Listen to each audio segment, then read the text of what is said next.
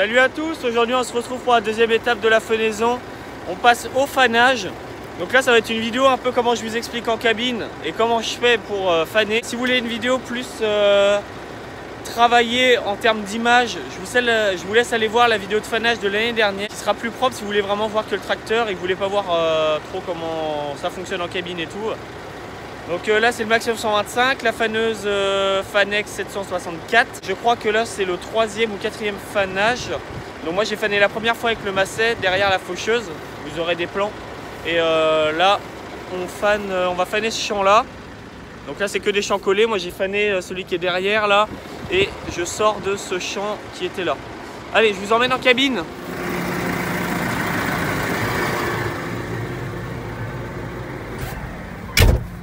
Tac, nous voilà en cabine. Donc là, j'ai fané ce champ là derrière. Donc là, la faneuse est pliée. Je sors mon distributeur. Et tac, vous allez voir, je vais avancer un petit peu parce que sinon je vais la mettre dans la haie. On va avancer un petit peu.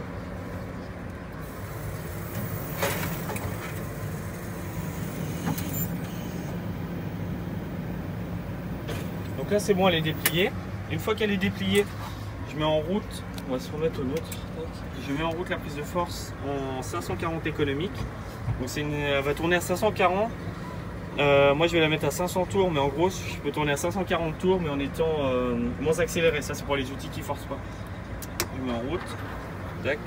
Donc là on est à 300 tours. Au passage le CAS va passer les 1000 heures.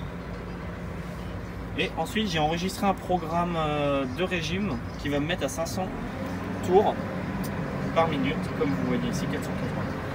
Donc ensuite je travaille avec l'autoguidage parce que vous allez voir que c'est compliqué de savoir où on est passé.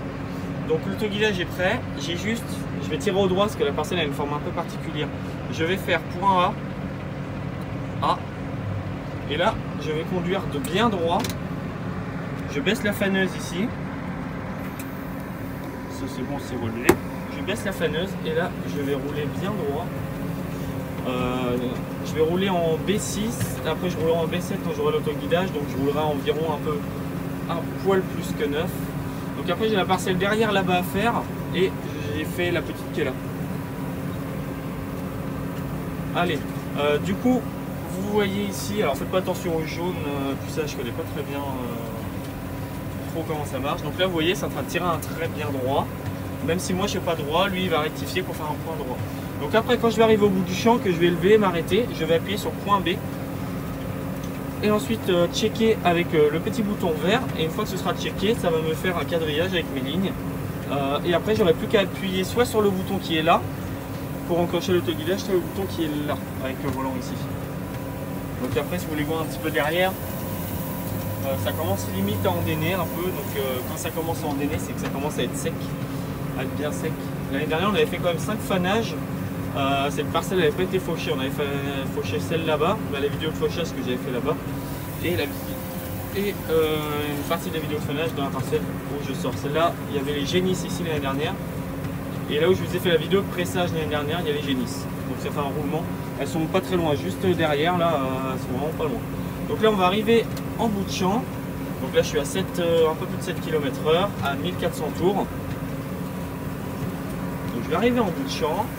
Là on voit un petit peu vite fait que là où je suis passé, mais moyen. Donc j'arrive en bout de champ, je vais avancer, à la fin je ferai 2 tours de parcelle. J'arrive en bout de champ, je lève avec ce bouton ici. Ensuite je vais faire point B, cliquer sur point B et le petit bouton vert, on attend que ça charge. Et tac, j'ai mes lignes. Donc là je vais vous faire un exemple, on va repartir pour faire, là il y a une pointe, je vais faire la partie pointe. Donc là je tourne, alors il faut bien que je fasse gaffe en bout parce que quasiment toutes les parcelles ont une clôture et c'est vraiment pas drôle de taper la faneuse dedans. Donc là j'arrive là et là c'est à moi d'essayer de me débrouiller pour essayer de me remettre en place. On voit bien, là je suis passé, là je suis pas passé. Selon le sens où on vient c'est pas facile. Donc là je vais me repositionner correctement et une fois que je suis positionné, on voit le tracteur là.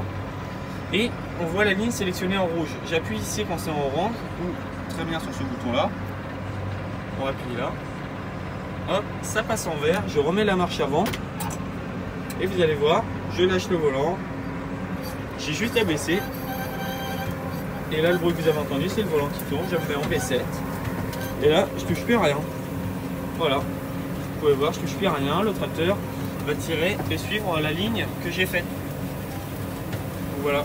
Alors après on a d'autres fonctionnalités hein, quand il y a des courbes pour que nous on dessine vraiment comme ça. Et après ça va dessiner pareil au maïs, c'est ce que mon patron a fait. Donc là on est le 18 mai. La puissance moteur est à 40%. Le liquide de refroidissement est à 80 degrés. La productivité on n'est pas à 3 hectares, on est à plus que ça parce que là c'est enregistré en 3 mètres. Et ici on est en conso, on est à 10 litres à l'heure. Et là du coup je suis à 9,30 km/h. Il est 11h30. Vous voyez, tac, je touche plus à rien. Alors par contre pour les bouts de champ, je reprendrai le volant pour faire mes demi-tours et également faire tout le tour de champ.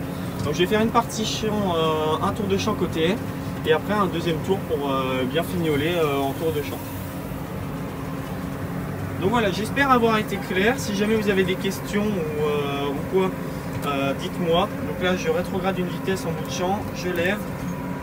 Je passe la marche arrière, donc la faneuse est très rapide à lever, je braque à fond. Bon là ça fait une pointe, alors je vais devoir sûrement me reprendre une dernière fois. Tac. Je recule. On fait attention bien derrière, à ne pas manger la clôture comme je vous l'ai dit.